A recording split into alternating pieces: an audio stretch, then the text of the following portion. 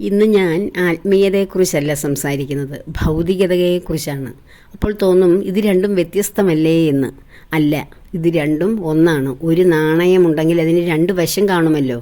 അതുപോലെ ഒരു വശമാണ് ഭൗതികത, മറ്റൊരു വശമാണ് ആത്മീയത. ഈ ഭൂമിയിൽ ജീവിക്കുന്ന നമുക്ക് മനുഷ്യരുടെ സ്നേഹവും കരുതലും പരിലാളനയുമൊക്കെയാണ് ജീവിക്കാൻ നമ്മളെ പ്രേരിപ്പിക്കുന്നത്. അത് കിട്ടാതെ വരുമ്പോൾ നമ്മൾ ഏക ആശ്രയമായി ഭഗവാനെ ശരണം പ്രാപിക്കുകയാണ് ചെയ്യുന്നത്.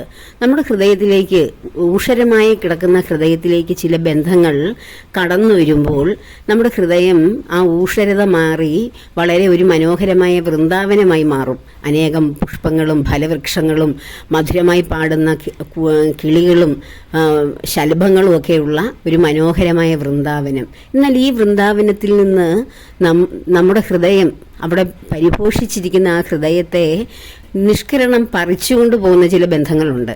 നമ്മളെ അവിടെ ഉപേക്ഷിച്ചിട്ട്, അല്ലെങ്കിൽ നാം ഉപേക്ഷിക്കുകയോ അവരുപേക്ഷിക്കുകയോ പോകുമ്പോൾ നമ്മുടെ ഹൃദയത്തിൽ ഉണ്ടാകുന്ന മുറിവ്, അത് ജീവിച്ചിരിക്കുമ്പോൾ ഉണ്ടാകുന്ന പ്രാണൻ നഷ്ടപ്പെടുന്ന വേദനയ്ക്ക് തുല്യമാണ്. മരിക്കുമ്പോഴുണ്ടാകുന്ന പ്രാണവേദനയേക്കാൾ ഹൃദയഭേദകമാണ് ജീവിച്ചിരിക്കുമ്പോൾ നമ്മുടെ പ്രാണനെ കീറി മുറിച്ചുകൊണ്ട് ഹൃദയത്തിൽ നിന്ന് മറ്റൊരു ഹൃദയം അടർന്നു പോകുമ്പോഴുണ്ടാകുന്ന വേദന.